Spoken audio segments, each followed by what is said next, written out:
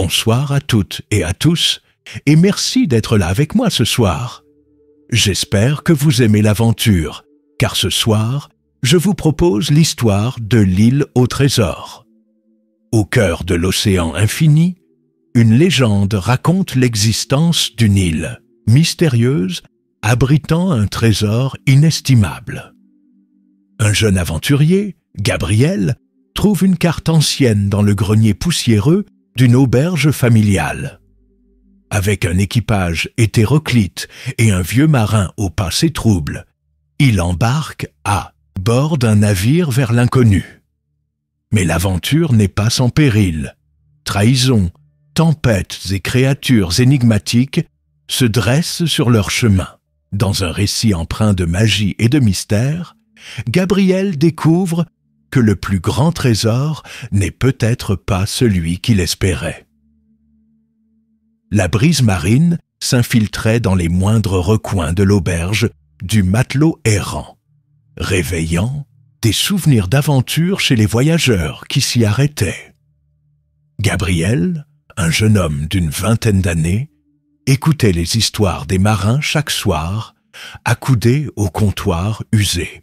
Ses yeux brillaient à chaque récit de batailles navales, d'îles perdues et de trésors enfouis.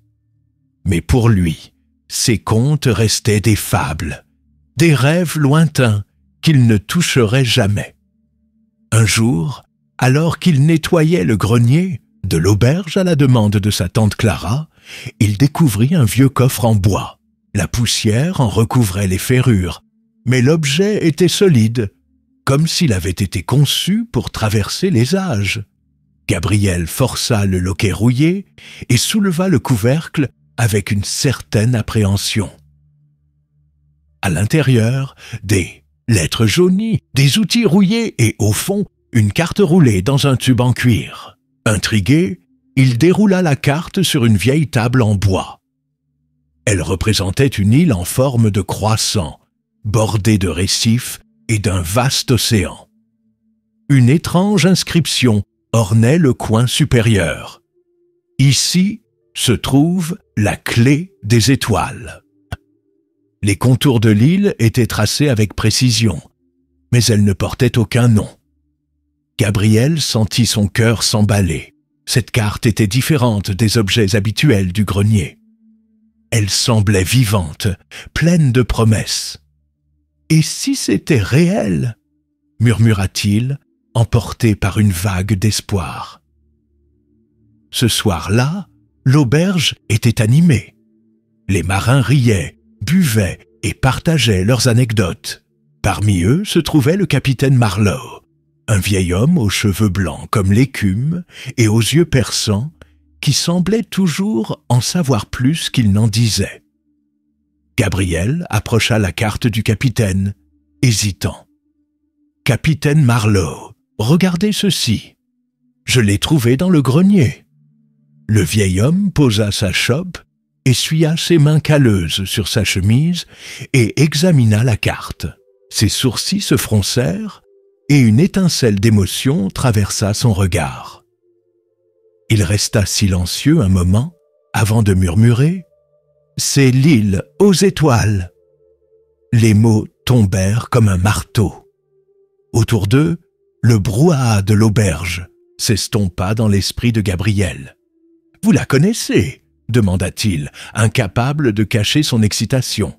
« Je connais la légende » répondit Marlowe. « On dit que cette île cache un trésor que nul n'a jamais rapporté.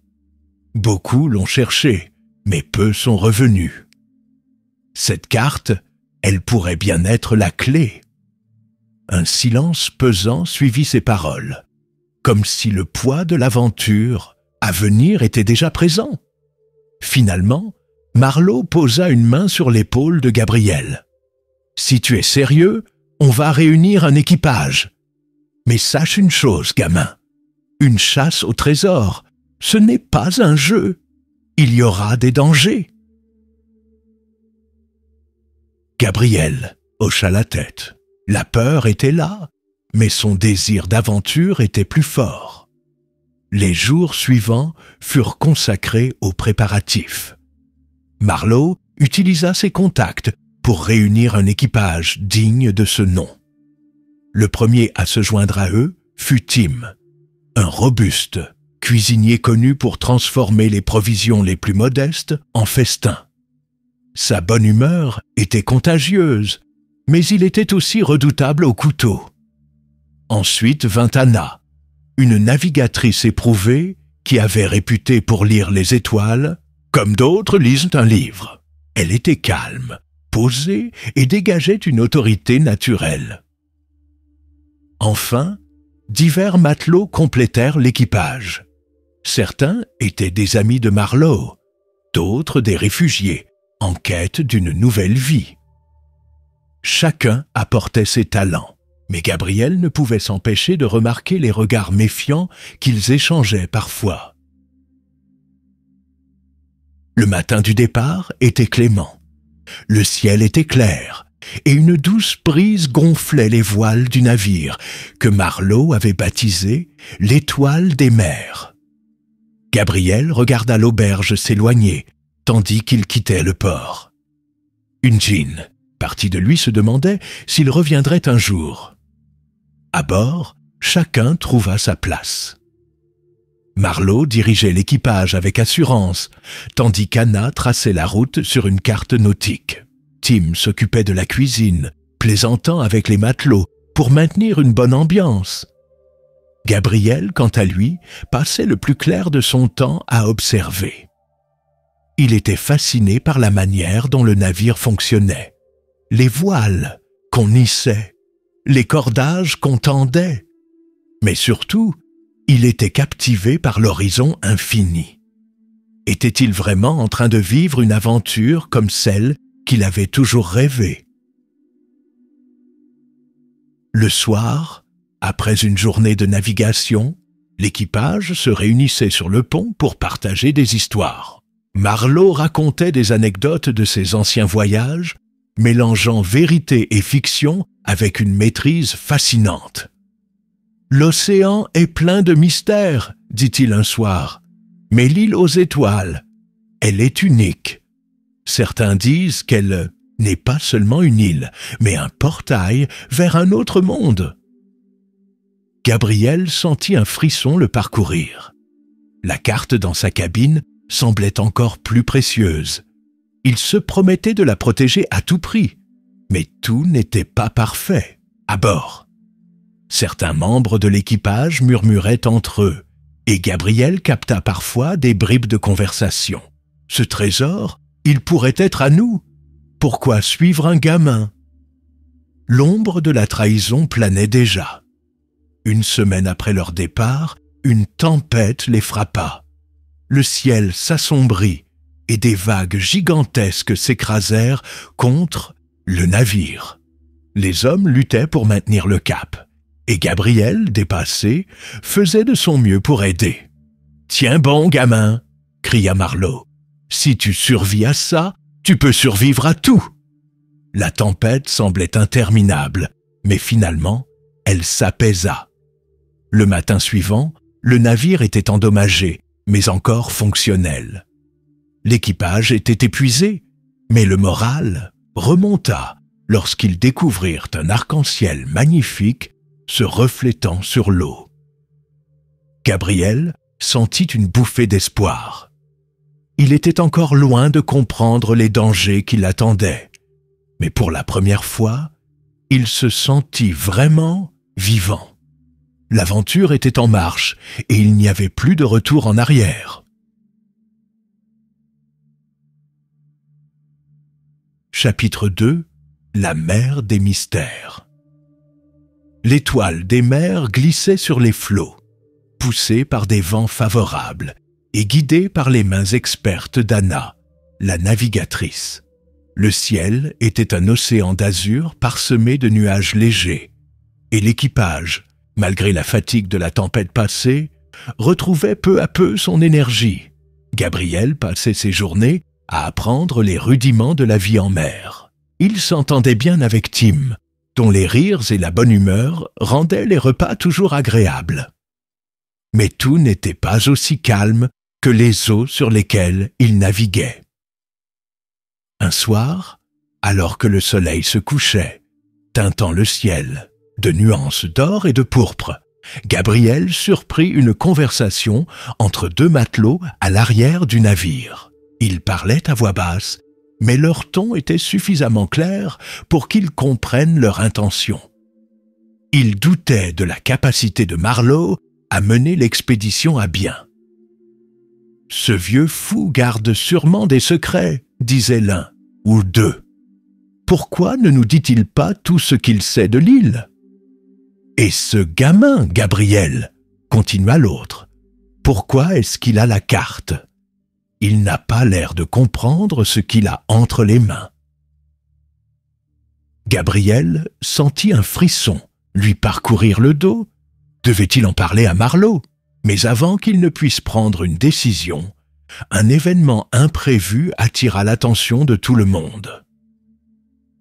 Cette nuit-là, alors que la lune éclairait faiblement le pont, un cri éclata dans l'obscurité. Gabriel, qui dormait dans une cabine exiguë, se redressa d'un bond. Il courut sur le pont, suivi par les autres membres de l'équipage. Près de la cale, ils découvrirent une silhouette recroquevillée. Une jeune femme, aux cheveux noirs emmêlés et aux vêtements trempés, les regardait avec une méfiance farouche.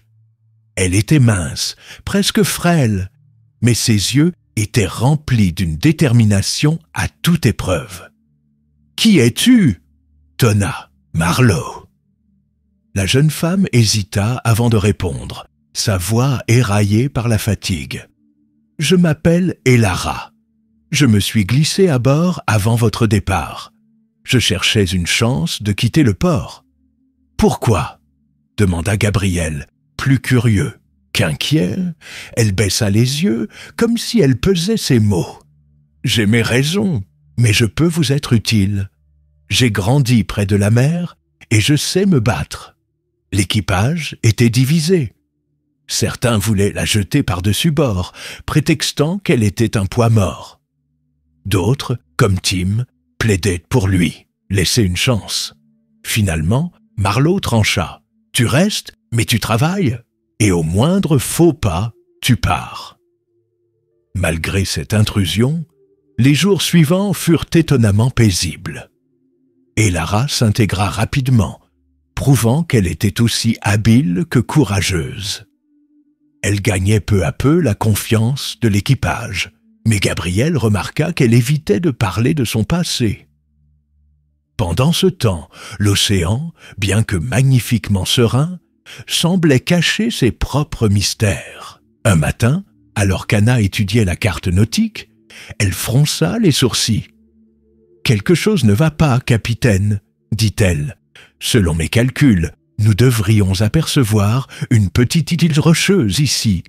Mais il n'y a rien. » Marlowe observa la carte et hocha la tête, pensif. « L'océan aime jouer avec nos sens, » murmura-t-il. « Continuez à surveiller. » Mais ce fut Gabriel qui, peu après, repéra quelque chose d'inhabituel.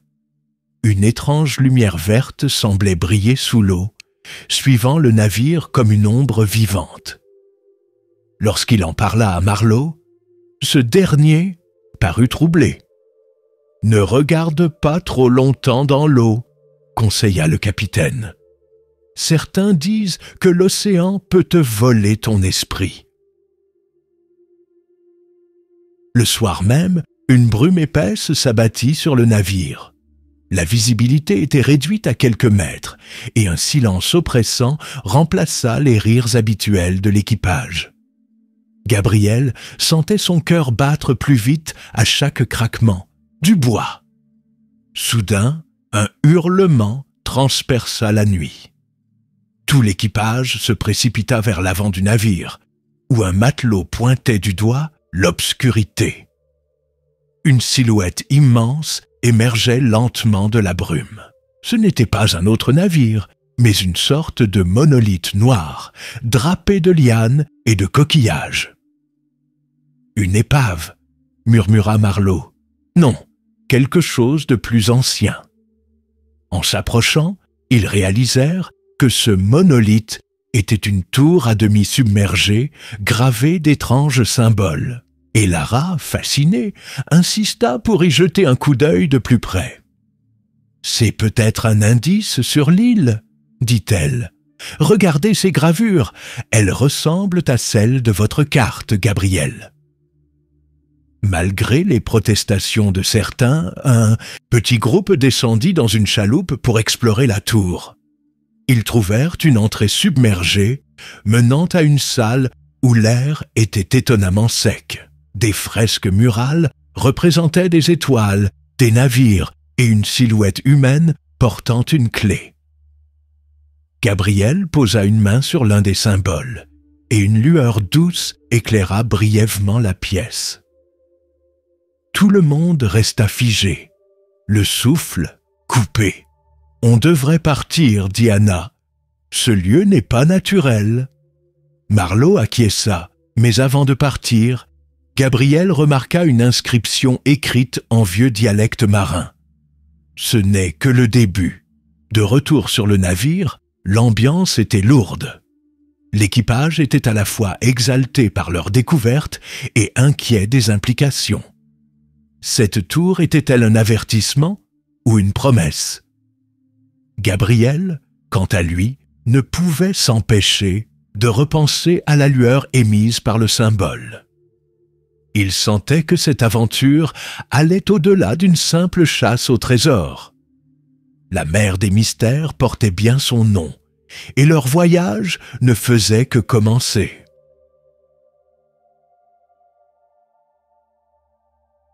Chapitre 3. L'ombre de la trahison. Les jours qui suivirent la découverte de la tour furent marqués par un étrange mélange d'enthousiasme et de tension. L'équipage, galvanisé par la découverte des fresques et des symboles, redoubla d'efforts pour maintenir le cap vers l'île inconnue. Pourtant, une ombre planait sur le navire, une menace invisible mais palpable. Gabriel s'efforçait de comprendre le sens des symboles observés dans la tour. Avec l'aide d'Anna, qui connaissait plusieurs langues anciennes, il passa ses soirées à déchiffrer les inscriptions qu'il avait mémorisées. Cependant, leurs recherches étaient souvent interrompues par des éclats de voix venant du pont inférieur. Certains matelots semblaient mécontents. Gabriel entendait des murmures à propos de la répartition du trésor et des doutes sur les intentions de Marlowe. La carte, qu'il conservait jalousement dans sa cabine, devenait un objet de convoitise. Une nuit, alors qu'il observait les étoiles avec Anna, Lara le rejoignit. Elle semblait plus inquiète que d'habitude, jetant des regards furtifs autour à une d'elles. « Gabriel, » murmura-t-elle, « tu dois être prudent. Certains membres de l'équipage complotent contre toi. Ils pensent que tu es trop jeune pour porter une telle responsabilité. »« Que veux-tu dire ?» répondit-il, le cœur battant. « Ils veulent la carte. Si j'étais toi, je la garderais toujours sur moi. » Gabriel hocha la tête, reconnaissant. Mais au fond de lui, il savait que la situation risquait de dégénérer. Le lendemain, une altercation éclata sur le pont. Marcus, un marin imposant à la barbe grisonnante, accusa ouvertement Marlowe de cacher des informations à l'équipage. « Depuis le début, tu nous manipules !» cria-t-il. « Pourquoi devrions-nous te suivre aveuglément? Ce trésor appartient à celui qui le trouve, pas à un vieux capitaine décrépit. » Marlowe, impassible, planta son regard dans celui de Marcus. « Si tu penses pouvoir diriger ce navire, vas-y, mais souviens-toi de ceci. La mer ne pardonne pas l'arrogance. » L'équipage retenait son souffle, attendant de voir si Marcus oserait défier le capitaine. Finalement, il recula, mais son regard trahissait sa colère. Gabriel savait que ce n'était qu'une question de temps avant que la situation n'explose.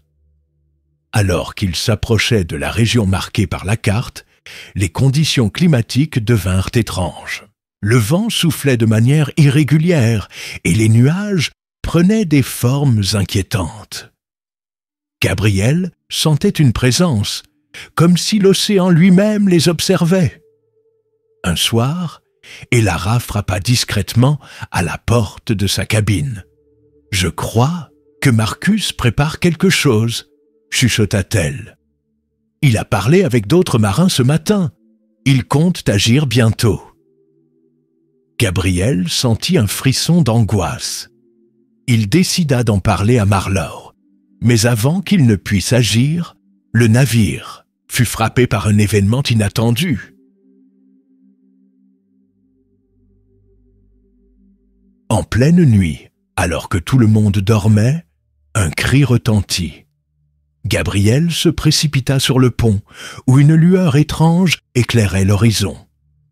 Une série de récifs apparut soudainement devant eux, comme s'ils avaient surgi de nulle part. Anna, réveillée en sursaut, prit les commandes et ordonna des manœuvres d'urgence pour éviter la collision. « Ce n'est pas naturel, » murmura-t-elle. « Ces récifs ne devraient pas être là. » Marlowe, quant à lui, resta calme. Il observa les eaux avec une intensité presque mystique. « Nous approchons, » dit-il enfin. L'île aux étoiles n'est pas une destination ordinaire. Elle teste ceux qui cherchent à la trouver. Alors que le navire contournait les récifs, un grondement sourd se fit entendre. L'équipage, terrifié, regardait autour de lui, cherchant l'origine du bruit.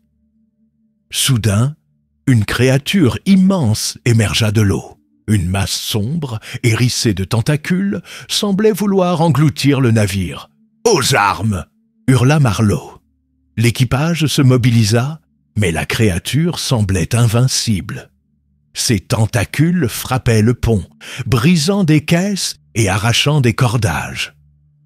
Gabriel, pétrifié, serrait la carte contre lui, comme si elle pouvait le protéger. Et Lara, armée d'un harpon, se jeta dans la mêlée.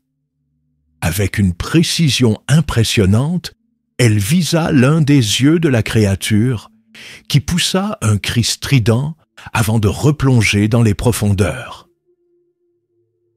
Le silence retomba sur le navire, mais l'équipage était secoué. Gabriel, tremblant, comprit que l'île qu'il cherchait n'était pas seulement un lieu de richesse, mais aussi de dangers inimaginables. Le lendemain, alors qu'ils évaluaient les dégâts, Marcus et ses complices passèrent à l'action. Ils tentèrent de s'emparer de la carte en pleine journée, profitant de l'épuisement général. Gabriel, alerté par Elara, parvint à s'échapper de sa cabine et se réfugia près du gouvernail. Une confrontation éclata entre les mutins et les fidèles de Marlowe. Le combat fut bref, mais intense. Marcus, vaincu, fut jeté dans un canot et abandonné avec ses complices, non sans protestation. « Nous trouverons l'île avant vous !» hurla-t-il alors que le canot s'éloignait. Gabriel, épuisé mais soulagé, sentit un poids quitter ses épaules. Cependant, il savait que la trahison de Marcus n'était qu'un avant-goût des épreuves à venir. L'équipage, bien que réduit, reprit sa route. La carte indiquait qu'ils étaient hors proche. Gabriel passa une dernière nuit à étudier les étoiles, leur éclat semblant plus intense qu'à l'accoutumée. « Demain » murmura Marlowe, en posant une main sur son épaule. « Demain, nous trouverons l'île. » Gabriel sentit une étrange combinaison d'excitation et d'appréhension. Leur quête touchait à un point crucial, et il se demandait si le trésor qu'ils cherchaient valait vraiment tout ce qu'ils avaient enduré.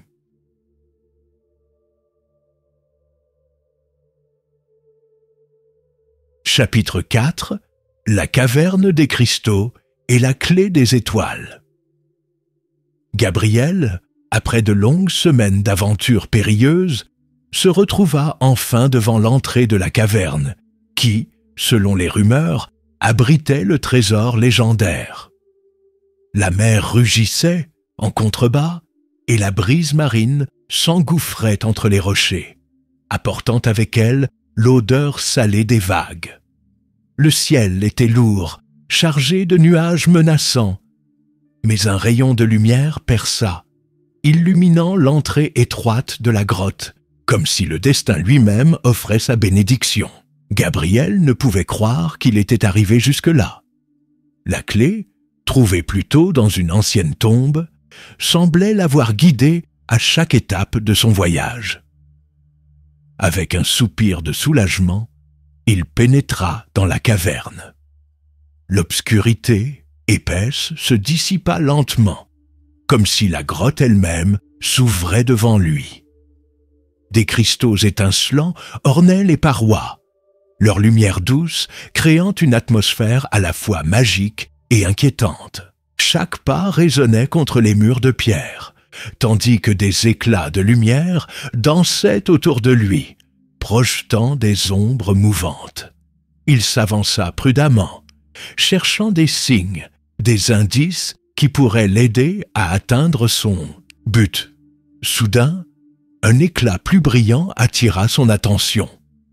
Là, au centre de la caverne, reposait un coffre ancien, d'une taille imposante, orné de symboles gravés dans le bois et l'acier.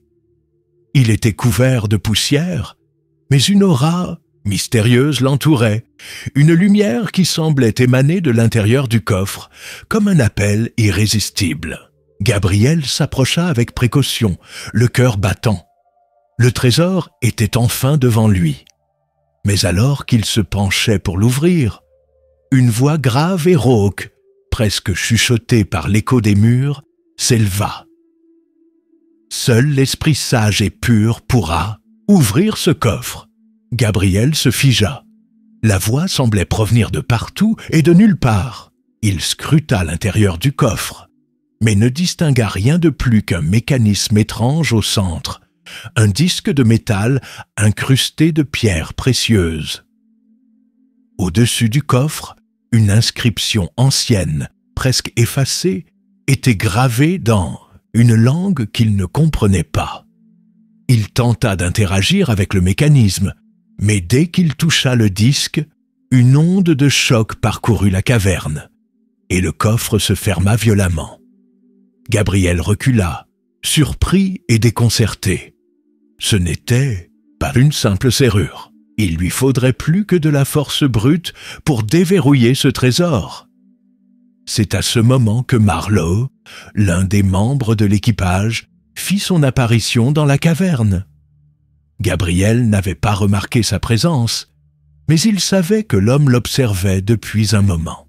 Marlowe était un ancien pirate, un homme rusé et ténébreux, qui n'avait pas révélé tous ses secrets à l'équipage. Son regard perça l'obscurité comme s'il avait toujours su ce qui allait se passer. « Tu n'ouvriras pas ce coffre sans résoudre l'énigme qui le protège », dit Marlowe d'une voix calme, presque amusée. Cela a été prévu depuis des siècles. Gabriel se tourna vers lui, son expression se durcissant. « Tu sembles en savoir beaucoup sur ce coffre », répondit-il d'un ton méfiant. Marlowe sourit, un sourire qui n'atteignait pas ses yeux. « C'est normal. J'étais là, à l'origine, lorsque l'équipage précédent est venu ici pour tenter leur chance, et j'ai appris des choses qu'ils ignoraient. » Gabriel sentit un frisson lui parcourir l'échine. Il n'avait jamais entièrement fait confiance à Marlowe, et ce qu'il disait ne faisait qu'ajouter à son inquiétude. « Tu parles de la trahison, n'est-ce pas ?» demanda Gabriel, ses yeux, perçants, rencontrant ceux de Marlowe. « Tu as trahi ton propre équipage pour obtenir la carte qui nous a menés ici. » Un silence lourd s'installa. Marlowe ne répondit pas immédiatement. Il regarda les cristaux scintillants perdu dans ses pensées, avant de se tourner enfin vers Gabriel. « Oui, » répondit-il, sa voix devenant plus grave. « J'ai trahi mon équipage, mais c'était pour une bonne raison. Pour accéder à ce pouvoir, celui que tu vois maintenant dans ce coffre. La promesse d'une vie meilleure. Une vie où je pourrais tout contrôler, tout accomplir. » Gabriel le regarda, dégoûté. Il ne savait pas si Marlowe était sincère ou si c'était encore un de ses mensonges. Mais la vérité était que l'équipage, qu'il le veuille ou non, devait désormais travailler ensemble pour résoudre l'énigme et ouvrir ce coffre. Un trésor si puissant que le simple fait de l'ouvrir changerait le cours de leur vie à tous. Marlowe s'avança d'un pas, approchant du coffre. L'énigme, Gabriel, c'est la clé. Si tu veux vraiment ce que ce coffre contient, tu dois d'abord comprendre. Comprendre ce que signifie cette carte, ce que signifie ce trésor. Les autres membres de l'équipage arrivèrent peu après, attirés par les éclats de lumière. Le groupe se réunit autour du coffre, tous curieux mais inquiets. Gabriel observa les visages familiers, se demandant qui, parmi eux, serait capable de prendre une décision, de comprendre ce qui devait être fait. Mais alors, une voix s'éleva parmi eux, celle de Sarah, une jeune femme brillante, qui semblait toujours avoir une réponse à tout. « Regardez !» dit-elle en pointant du doigt l'inscription ancienne sur le coffre. Ces symboles, ils sont familiers. Ils font référence aux constellations. Ce coffre ne s'ouvre pas avec une clé ordinaire. Il faut aligner les étoiles. Elle se pencha pour examiner plus attentivement les symboles gravés sur le métal, touchant délicatement certaines pierres incrustées qui s'allumaient à son contact. Chaque touche révélait une nouvelle partie de l'énigme, un message caché dans la configuration des cristaux. La solution n'était pas immédiate, mais à chaque mouvement, les cristaux semblaient en briller plus intensément, comme s'ils réagissaient à l'intelligence et à la pureté des intentions des personnes présentes. « Il faut aligner les étoiles », répéta Sarah, concentrée. « Mais comment ?» Marlowe, malgré sa trahison passée, semblait aussi se concentrer, son esprit calculateur cherchant la bonne combinaison. Les membres de l'équipage se rassemblèrent, chacun apportant sa propre perspective, sa propre intuition. Un silence lourd tomba sur la caverne alors que les cristaux commencèrent à briller d'une lueur dorée. Soudain, un dernier symbole s'illumina et le coffre s'ouvrit dans un éclat de lumière aveuglante. La caverne entière se remplit d'une lumière pure, éclatante, qui fit presque vaciller les cristaux eux-mêmes.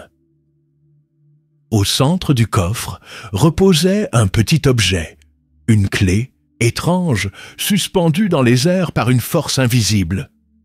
Cette clé n'était pas ordinaire, elle était faite d'une matière indéfinissable, scintillant comme les étoiles dans un ciel sans nuages. Gabriel s'approcha, fasciné. « Qu'est-ce que cela signifie ?» demanda-t-il, le souffle court. Marlowe s'approcha également, un sourire énigmatique sur les lèvres. « C'est la clé des étoiles. Celui qui la détient peut réaliser son vœu le plus cher, mais il doit être prêt à en accepter les conséquences. »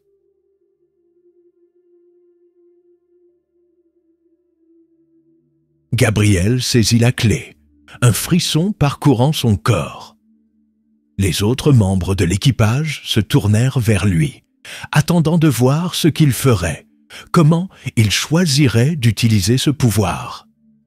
Chacun de ceux qui étaient de présent dans cette caverne avait des désirs, des rêves inavoués.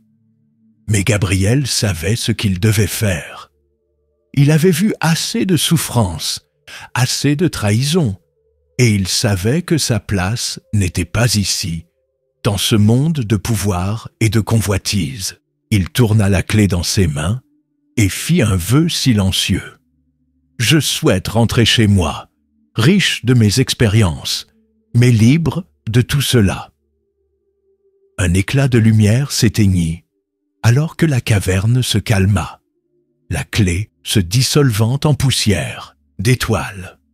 Gabriel, désormais libéré de la quête, tourna les talons et quitta la caverne, son cœur en paix. Il avait fait son choix.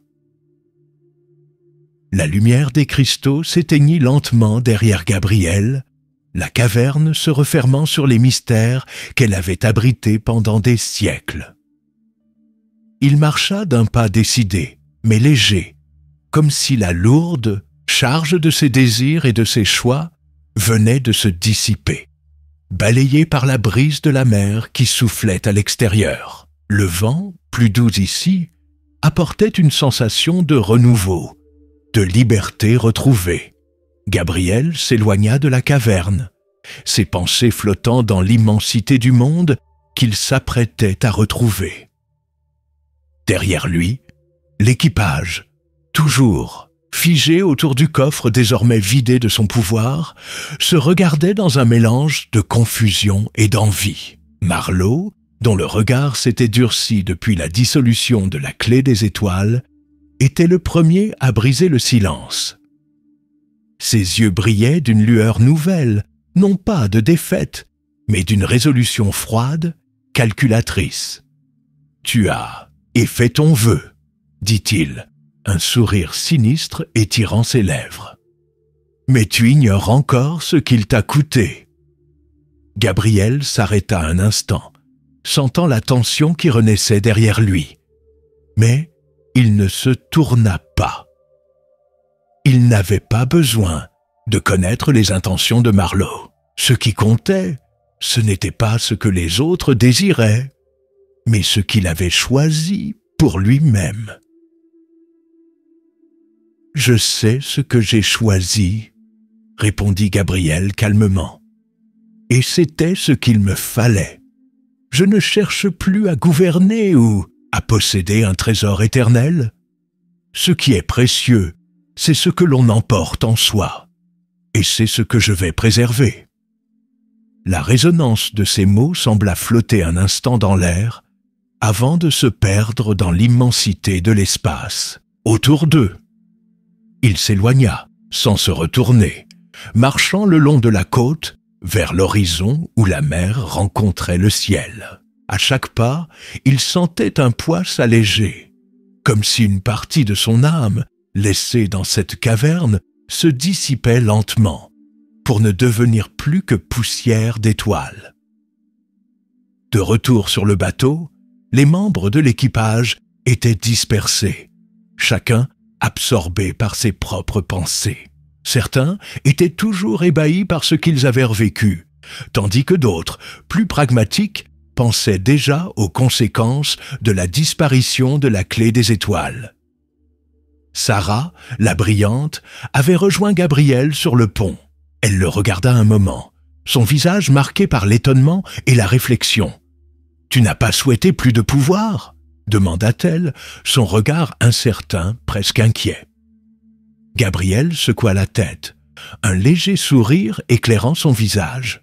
« Non, Sarah, j'ai appris que parfois, le plus grand pouvoir est celui de choisir de tout laisser derrière soi. » Elle le regarda, étonnée, puis acquiesça lentement, comme si elle commençait à comprendre. « Tu as raison. Parfois, la richesse matérielle n'est rien face à la liberté intérieure. Tu es un homme sage, Gabriel. » Il n'eut pas le temps de répondre, car une voix familière s'éleva derrière lui. Marlowe était apparu sur le pont, cette fois avec une attitude plus mesurée, plus froide, mais aussi plus respectueuse. L'île ne semblait pas avoir l'intention de l'affronter, mais ses yeux, pleins de l'amertume d'un homme qui avait tout perdu, observaient Gabriel avec une intensité nouvelle. « Tu as fait le choix que tu pensais être le bon. » dit-il d'un ton détaché. Mais ne crois pas que cela soit sans prix. Tout acte a ses conséquences, et le tien pourrait changer l'équilibre que nous avons tous tenté de créer ici. Gabriel le fixa un instant. Tout choix a des conséquences, Marlowe, mais parfois, il faut savoir les accepter et avancer. Marlowe, un instant désarmé par cette réponse, se détourna, l'air pensif. Le vent soufflait plus fort maintenant, soufflant des vagues sur les flancs du navire, créant une symphonie bruyante mais apaisante. L'équipage se dispersa à nouveau, reprenant son rythme quotidien. Mais Gabriel savait que la dynamique avait changé. Chacun de ceux qui l'accompagnaient sur ce navire avait, d'une manière ou d'une autre, été transformé par les événements qui s'étaient déroulés dans la caverne. Le trésor, la clé, l'énigme, tout cela était devenu secondaire, presque dérisoire. Gabriel se sentait plus léger que jamais, comme s'il portait désormais en lui une sagesse nouvelle. Ce n'était pas un savoir universel, mais celui qu'il avait acquis au fil de son voyage, l'importance de choisir, de se libérer des chaînes invisibles que les désirs et les illusions peuvent tisser autour de nous. Alors que le navire se dirigeait vers l'horizon, où le ciel se confondait avec la mer, Gabriel se sentait prêt.